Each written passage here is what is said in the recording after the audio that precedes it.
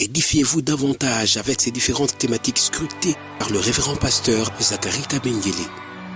Les 7 images de l'influence du chrétien dans le monde, le 7 fois de l'accomplissement de toutes choses, de la partie 1 à la partie 3, quel temps fait-il à l'horloge des dieux pour l'humanité? Délivré de l'esclavage pour servir l'Éternel, de la partie 1 à la partie 7. La résurrection du Seigneur Jésus-Christ. Les événements eschatologiques, de la partie 1 à la partie 10. Ce qui entre en toi détermine ce qui est en toi. La double portion, de la partie 1 à la partie 5. Retrouvez-nous également sur toutes les plateformes de réseaux sociaux. Zacharie Kabengele, nouvelle cité de David. YouTube, Zacharie Kabengele à Bible ouverte. Nous sommes sûrs que la plupart d'entre vous ont déjà entendu parler des dons spirituels. Mais nous avons aussi besoin que la parole de Dieu nous soit rappelée, répétée plusieurs fois. Ça nous permet de mieux la comprendre, ça nous corrige. Et cela nous conduit à mieux la mettre en pratique. Concernant notre dernière émission à Bible ouverte, nous avions commencé à parler des dons spirituels. Et le texte de base, c'est 1 Corinthiens chapitre 12, à partir du 4e verset jusqu'à 8-9. 1 Corinthiens 12, 4 à 8. Il s'agit de 9 dons spirituels. Prenez besoin de préciser que ce ne sont pas les seuls dons spirituels, non. Parce que si vous allez dans Ephésiens 4, 11 et la suite, il est question là des hommes qui sont donnés comme des dons. Si vous allez toujours dans Corinthiens, dans Philippiens, dans Romains, vous allez trouver beaucoup d'autres dons. Les dons spirituels doivent être compris, les dons spirituels, les talents, etc. doivent donc être compris comme l'ensemble des grâces particulières, des capacités surnaturelles, spirituelles que le Saint-Esprit donne aux hommes et aux femmes et qui leur permet, en les exerçant, d'être utiles à la communauté de l'Église, d'être utiles à la communauté de partout où les chrétiens vivent. C'est écrit, c'est pour l'utilité comme l'exercice des dons. Et nous voyons que dans l'Église, quand on exerce les dons, on bénit l'Église, on bénit l'Assemblée. Nous voyons que lorsque Betsalel, Oliab et les artisans devaient exercer, devaient mettre en pratique cette capacité que l'Esprit de Dieu leur avait donnée pour fabriquer le tabernacle et faire toutes sortes d'ouvrages, c'était accomplissement de la vision de Dieu, mais la vision de Dieu a pour objectif la bénédiction du peuple. Donc tout concourt à la bénédiction du peuple de Dieu. Est-ce qu'on peut dire tous Amen? Alors lorsque nous rentrons donc à 1 Corinthiens chapitre 12, nous nous rendons compte. Il y a bien sûr les 9 dons spirituels qui sont regroupés en 3 catégories. Vous avez ce qu'on appelle les dons de révélation. Les dons de révélation comprennent la parole de sagesse, la parole de connaissance, le don de discernement. Puis il y a les dons de puissance qui comprennent la foi, qui comprennent le don de guérison et le don des miracles. Et puis vous avez le don de l'inspiration qui comprennent le parler en langue, l'interprétation des langues et la prophétie. Alors, Dieu voulait, aujourd'hui nous voulons passer au don de puissance. Parce que la fois passée, nous avons parlé de dons de révélation. Nous nous souvenons que dans ce don de révélation, il y a la parole de sagesse qui consiste tout simplement à des conseils inspirés par le Saint-Esprit. Une parole inspirée par l'Esprit de Dieu qui met fin aux différends des gens, qui conseille les gens, qui met fin aux conflits entre eux. La parole de sagesse est là aussi la puissance de faire taire les ennemis. Nous rappelons l'histoire d'Étienne, Actes chapitre 7. Nous nous rappelons de la parole de sagesse, c'est aussi cette parole puissante qui fait l'analogie de la foi. en Jésus-Christ. L'analogie de la foi en Jésus-Christ, qui défend la foi en Jésus-Christ. Si vous lisez Matthieu chapitre 10, si nous lisons Matthieu au chapitre 10, versets 18 à 20, le Seigneur Jésus, il rassure ses apôtres que quand on va vous amener devant le Sanhédrin, quand on va vous amener devant les tribunaux, pour vous juger concernant l'œuvre, la mission que je vous ai confiée, soyez sans crainte, car sur le champ même, la parole de défense vous sera donnée. Et en réalité, c'est l'Esprit de mon Père qui parlera à votre place. Cette parole inspirée par le Saint-Esprit qui sortait par la bouche des apôtres était une parole de sagesse. La parole de connaissance, nous avons compris que c'est une parole révélée par le Saint-Esprit, par une vision, par un songe, par une voix audible, qui a pour objectif de faire connaître le plan de Dieu. Le plan de Dieu pour la personne, pour l'Église, pour le pays, pour le monde, etc. Pour une famille. C'est ainsi que souvent, la parole de connaissance est considérée comme étant une prophétie. Le discernement des esprits, c'est tout simplement cette capacité de pouvoir détecter la source d'une parole, d'un comportement, d'une langue, d'une action, d'une prophétie, etc. C'est ainsi que parce qu'il y a les deux sources que nous connaissons, il y a le diable qui peut donner des langues, les sorciers parlent en langue. Le diable peut, par sa puissance, opérer des signes. Et ce n'est pas parce qu'il y a un miracle que c'est Dieu qui est là-bas. Ce n'est pas parce que les gens tombent que c'est Dieu, on nous a toujours dit. Ce n'est pas parce que les gens parlent en langue, non. Ce n'est pas parce que les gens, on peut dire quelque chose qui est apparemment la vérité. Mais il faut toujours examiner la source. Vous vous rappelez l'histoire de cette femme qui était animée de l'esprit de Python. Mais tout le temps derrière les apôtres en train de proclamer que Paul et Barnabas sont des serviteurs de Dieu. C'est vrai, Paul et Barnabas étaient des serviteurs de Dieu, mais ce qu'elle disait était devenu un ennui. Et l'esprit qui agissait en elle n'était pas l'esprit de Dieu. C'est ainsi que Paul, discernant cet esprit, il a chassé l'esprit de Python. Quand vous lisez la tentation du Seigneur Jésus-Christ, Matthieu 4, Luc 4, par le diable, il y a certaines paroles, le diable cite les versets de la Bible. La parole de Dieu, c'est la vérité. Mais lorsque le diable cite ces versets, l'intention qui est derrière n'est pas de se soumettre à cette parole, n'est pas qu'il croit que c'est la vérité, non. L'intention est d'utiliser ça pour nuire, pour tenter. C'est pourquoi chaque fois le Seigneur Jésus devait le répondre. Est-ce qu'on peut dire Amen? Que Dieu soit loué, que Dieu soit béni. Alors nous passons maintenant au deuxième groupe, les dons des puissances. Nous rappelons que parmi ces dons, il y a la foi, il y a la guérison, il y a les miracles.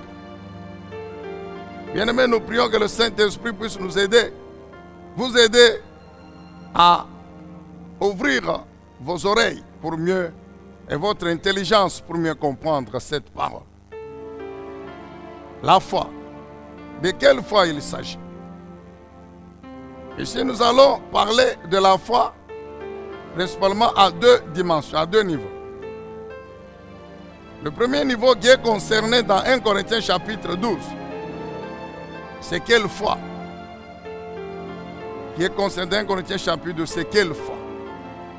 Bien-aimé, ici, il s'agit de cette foi dont l'objet, c'est la puissance de déplacer les montagnes. Une foi dont la substance, c'est la puissance qui déplace les montagnes. C'est la puissance qui amène la délivrance dans des situations compliquées, difficiles. C'est la puissance qui agit, qui opère, qui apporte la solution dans des problèmes difficiles, compliqués. des situations, des problèmes tels que le commun des mortels, tout ce qu'il fait, c'est seulement abandonner. La situation est difficile. Je ne peux plus rien faire. Soit on abandonne, soit on se laisse subir par la situation. La montagne, elle est tellement grande, puissante, telle qu'on abandonne. C'est cette foi qui a manqué aux Zorobabel, Josué et le peuple. Lorsqu'ils sont rentrés de la captivité, vous lisez le livre d'Esdras, et qu'ils ont repris la reconstruction du temple.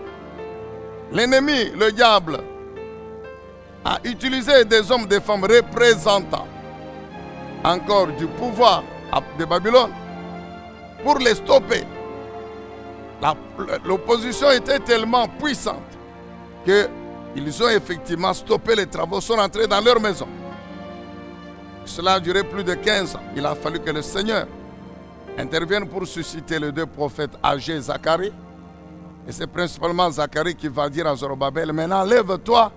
Pourquoi? Parce que cette puissance qui vous a stoppé, cette montagne d'opposition qui vous a stoppé, l'Éternel l'a détruite par la puissance de son esprit.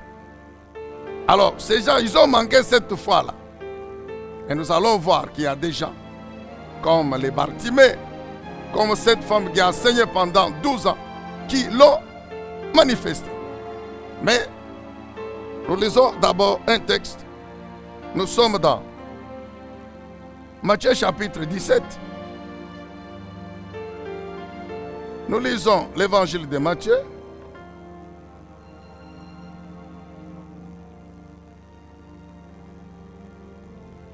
Matthieu chapitre 17. Nous lisons à partir du 20e verset. Alors nous lisons la parole vivante.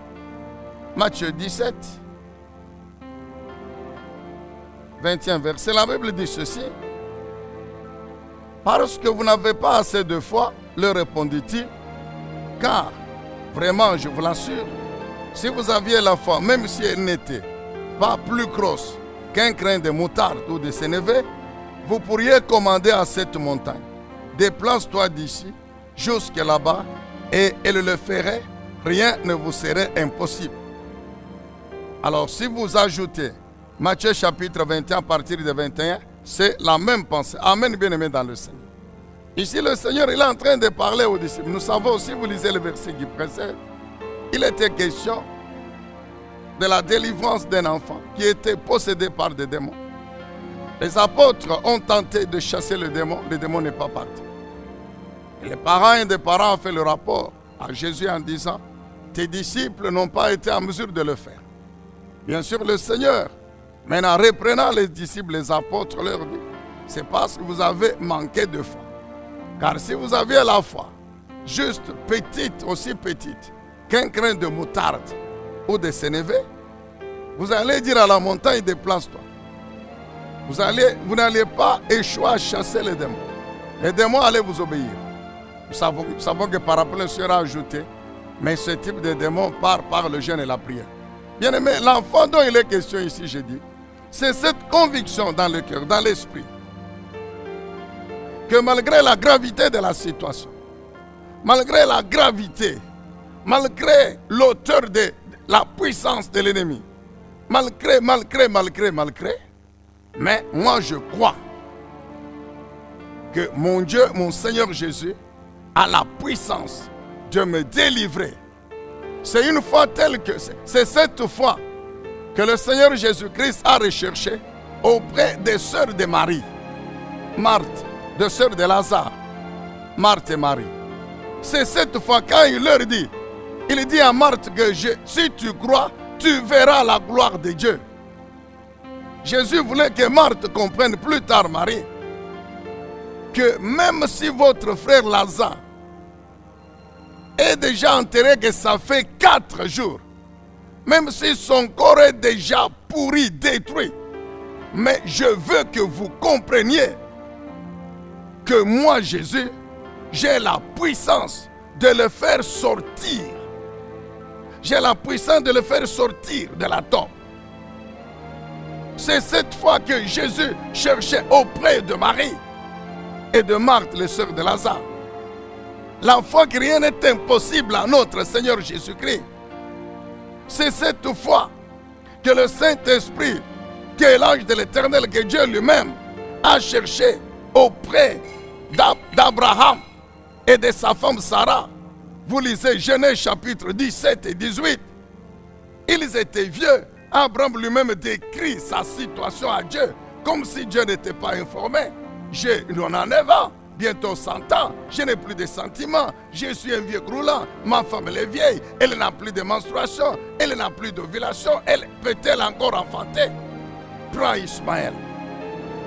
Mais Dieu leur a dit non. Croyez dans votre esprit. Abraham, croyez. Vous et votre femme, croyez que moi je suis le Dieu tout-puissant El Shaddai. Et que ma puissance est capable de transformer vos corps, de rendre vos corps. Je ne change pas votre âge. Non. Vous demeurez toujours un vieil homme de 100 ans, une vieille femme de 90 ans. Mais ma puissance va transformer vos corps, malgré votre âge pour puissant engendré. C'est cette fois que l'ange Gabriel a cherché auprès de Marie, une vierge.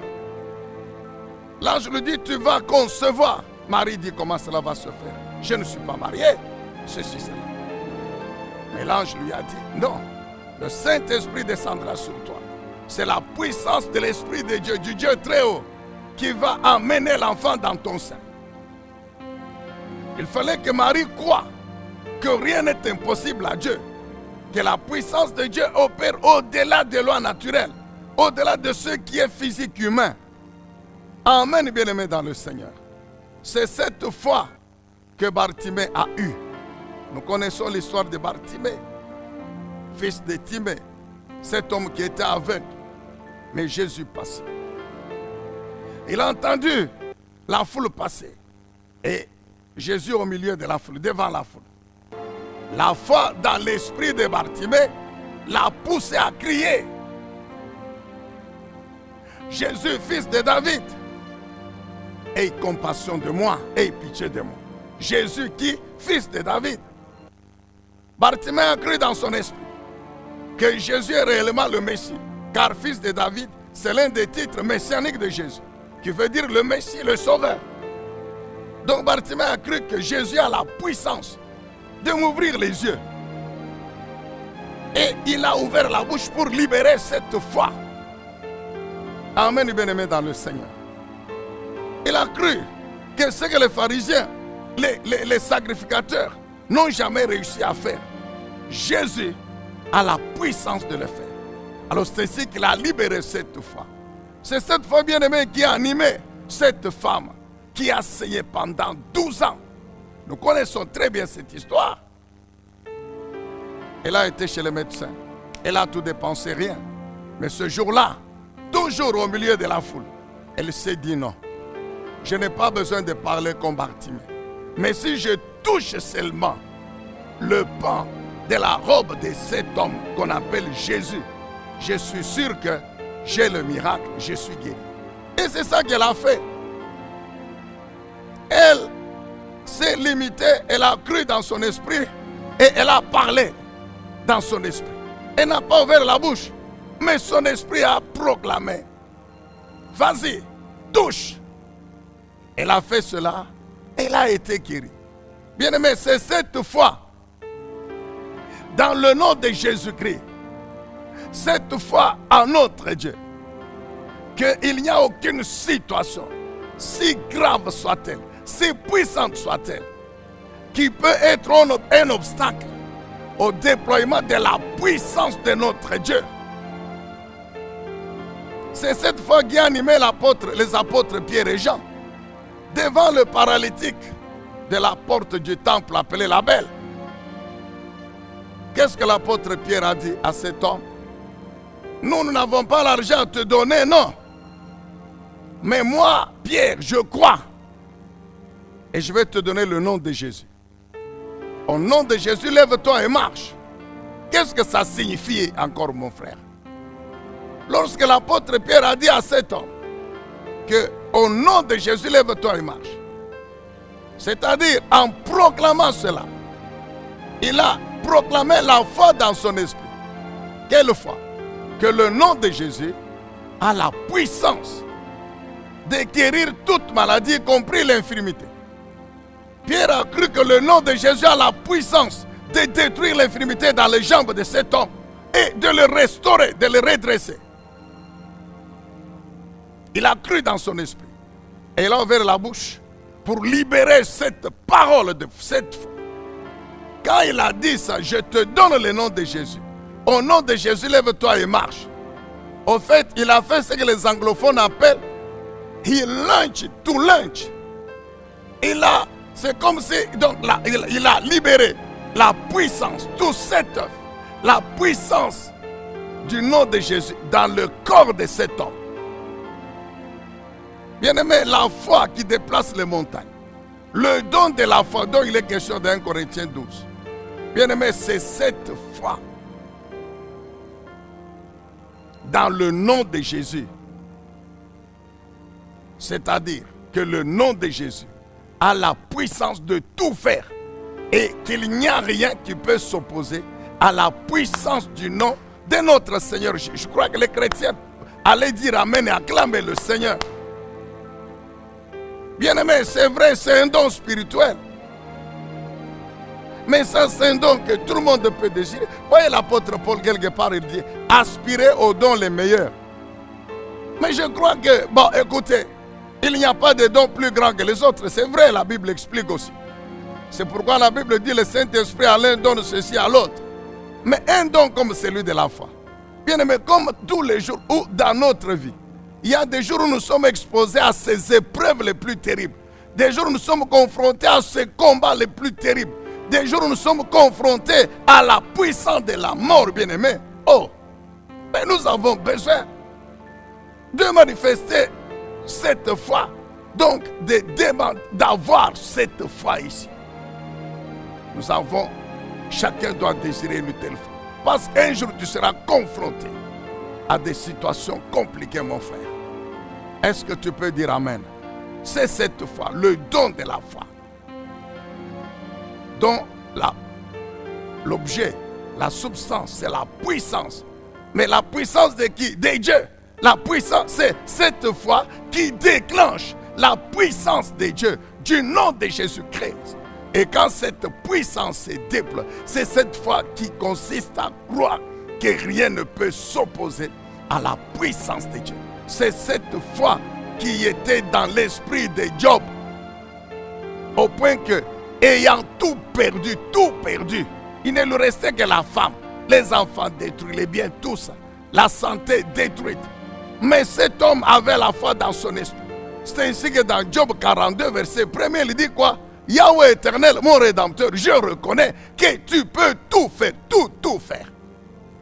Mais cet homme qui dit que l'Éternel peut tout faire, mais il n'a plus rien, le diable a tout détruit, mais il croit cet homme dans son esprit, que malgré cela, malgré la gravité de cette situation, Dieu le Tout-Puissant est capable de me restaurer. Il ajoute, et rien ne peut s'opposer à tes desseins, rien ne peut s'opposer à tes desseins. Oh, bien-aimé dans le Seigneur. Et c'est ce que Dieu a fait. Lisez la suite. Dieu a restauré Job et lui a donné le double de tout ce qu'il avait perdu. Il lui a donné encore 10 enfants.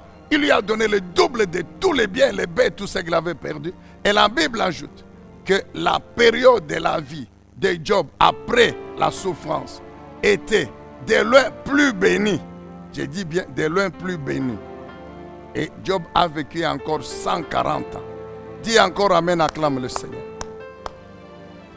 C'est ça, le don spirituel de la foi. Et on peut, bien aimé, multiplier les exemples. Mais faute de temps, nous voulons parler de la deuxième dimension de la foi. Quand nous allons dans Galates chapitre 5, Galates chapitre 5, le verset 22. Si nous allons dans Galates chapitre 5, le verset 22, nous connaissons bien aimé. La Bible parle du fruit de l'esprit, le fruit du Saint-Esprit. Galates 5, verset 22, le fruit du Saint-Esprit. On nous a toujours expliqué que c'est l'œuvre de la puissance du Saint-Esprit dans le chrétien. Et ce fruit comprend 9 vertus. 9 vertus, 9 qualités, 9 qualités, 9 aptitudes spirituelles, bien aimé, oui. Parce que ça relève de l'esprit de l'homme et produite par le Saint-Esprit dans l'homme. Nous connaissons. Il s'agit de l'amour, il s'agit de la joie, de la paix, il s'agit de l'endurance, la patience, la bienveillance, il s'agit de la foi, il s'agit de la maîtrise de soi, la douceur. 9 vertus, parmi lesquelles il y a la foi. 9 vertus parmi lesquelles il y a la foi. À ce niveau-là, cette foi signifie quoi? La foi des Galates 5, 22 peut être traduite, compris dans le sens de la fidélité à Dieu. C'est pourquoi dans d'autres versions, à la place de la foi, vous trouvez la fidélité. Nous sommes dans Galates 5, 22. Vous trouvez la fidélité. C'est-à-dire, c'est croire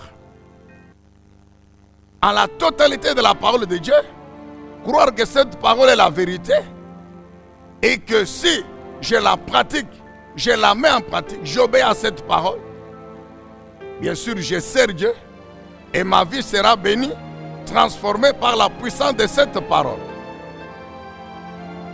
C'est ça la foi dans Galates 5, 22. La vertu. Ça, c'est commun à tout le monde. Ça, c'est recommandé à tout le monde. C'est une vertu que le Saint-Esprit, ça fait partie de 9 vertus, que le Saint-Esprit développe dans les vies des chrétiens. Rien que dans les vies des chrétiens. Parce que ça, vous ne trouvez pas chez les païens. Chez les païens, vous trouvez les œuvres de la chair. Toujours dans Galates 5, 19 à 21. Là, ce sont les œuvres de la chair qui caractérisent les vies des païens. Mais pour nous, les chrétiens enfants de Dieu, c'est le fruit de l'Esprit Saint, les 9 vertus au verset 22. Et parmi ces 9 vertus, il y a la foi. Alors cette foi-là n'est pas à confondre avec le don de la foi de 1 Corinthiens 12. Bien que pour avoir le don de la foi de 1 Corinthiens 12, il faut d'abord être chrétien et développer ces 9 vertus, dont la foi. Amen, bien-aimé dans le Seigneur. Donc la fidélité à Dieu, qui implique l'obéissance à la parole de Dieu, l'obéissance au commandement de Dieu, la pratique de cette parole. Amen, bien-aimé dans le Seigneur. Lorsque nous allons maintenant dans 2 Pierre chapitre 1er, là, permettez, nous allons essayer de lire 2 Pierre chapitre 1er, et cela va nous permettre de terminer avec le chapitre sur la foi. 2 Pierre chapitre 1, nous lisons à partir du 3e verset. Nous connaissons bien ce passage et on pouvait bien le lire dans beaucoup de versions, mais nous allons lire, nous limiter seulement à la parole vivante. Voici ce que la Bible déclare, 2 Pierre chapitre 1er verset 3. Par sa puissance, Dieu nous a donné tout ce qu'il faut pour accéder à la vie véritable et pour vivre dans l'attachement à Dieu. En effet, Dieu nous a fait connaître celui qui nous a appelés à partager sa propre gloire et sa puissance. Qui est celui qui nous a appelés à partager sa gloire et sa puissance? C'est notre Seigneur Jésus-Christ. Il ajoute que par cette gloire et cette puissance, nous avons reçu les promesses d'une suprême importance et d'un prix inestimable. Maintenant, grâce à ces promesses, vous pourrez échapper à l'empire des passions qui mènent ce monde à la ruine et devenir ainsi participant de la nature divine. Grâce à ces promesses. Devenir ainsi participant de la nature divine.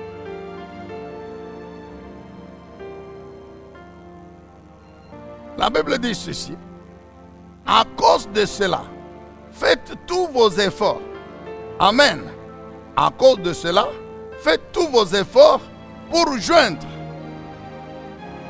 Faites tous vos efforts pour joindre à votre foi la vertu, la qualité morale. À la vertu, la qualité morale, la connaissance spirituelle.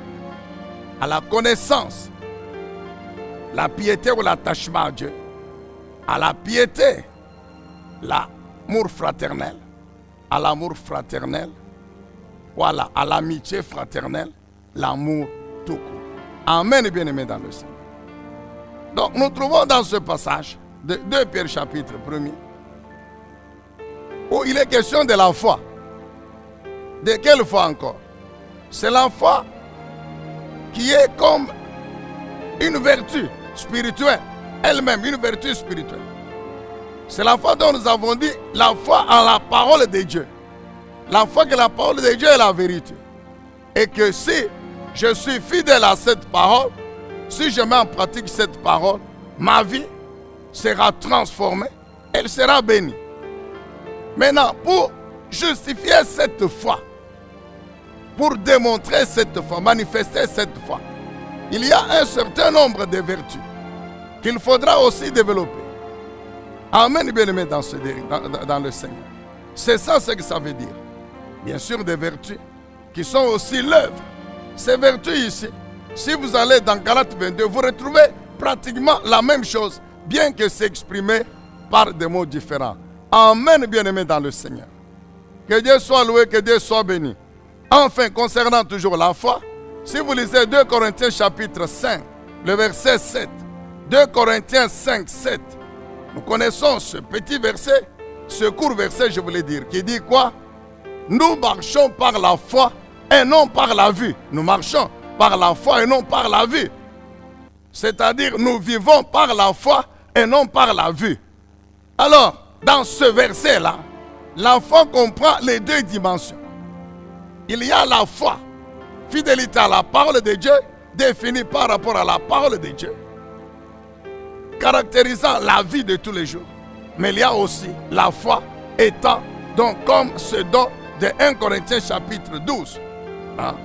Ce don spécial particulier, cette foi particulière qu'il faut démontrer face aux situations difficiles. Amen. Est-ce qu'on peut dire Amen? Acclamez le Seigneur Dieu Tout-Puissant. Édifiez-vous davantage avec ces différentes thématiques scrutées par le révérend pasteur Zacharie Kabengele. Les 7 images de l'influence du chrétien dans le monde, le 7 fois de l'accomplissement de toutes choses, de la partie 1 à la partie 3, quel temps fait-il à l'horloge des dieux pour l'humanité? Délivré de l'esclavage pour servir l'Éternel, de la partie 1 à la partie 7. La résurrection du Seigneur Jésus-Christ. Les événements eschatologiques, de la partie 1 à la partie 10. Ce qui entre en toi détermine ce qui est en toi. La double portion, de la partie 1 à la partie 5. Retrouvez-nous également sur toutes les plateformes de réseaux sociaux. Zacharie Kabengele, Nouvelle Cité de David.